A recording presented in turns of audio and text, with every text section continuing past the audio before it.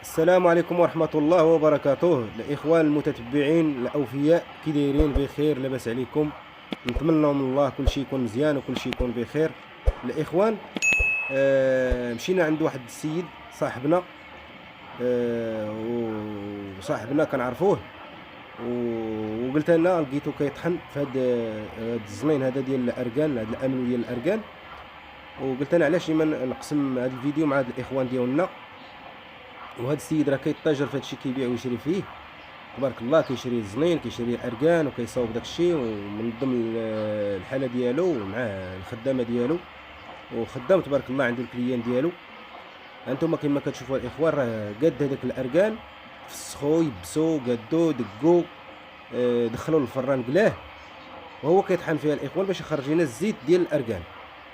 الاخوان، هاد المميزات هادو اللي في هاد الاله هادي راه رائعه تبارك الله.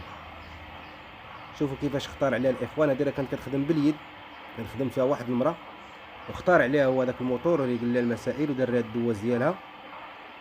وانتم كتشوفوا ما شاء الله.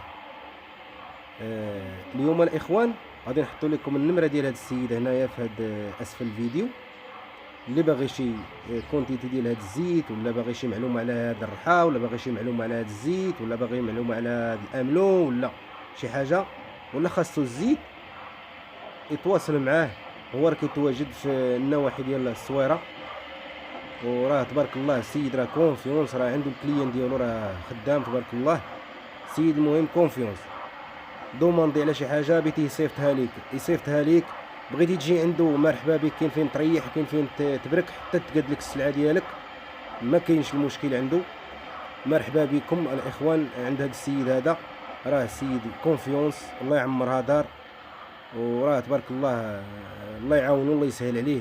هذا المشروع هذا راه مزيان، الانسان يكون فيه غير المعقول وراه يعيش الحمد لله. اليوم الاخوان، راه كي قلت لكم غادي نحط لكم النمره ديالو. الا خاصو شي كونتيتي، ولا خاصو شي معلومه، يتواصل مع هذا السيد هذا. راه سيد معقول ومزيان، وعنده شي حاجه كاليتي مزيان ديال الزيت ديال الاركان. وشكرا على المتابعه.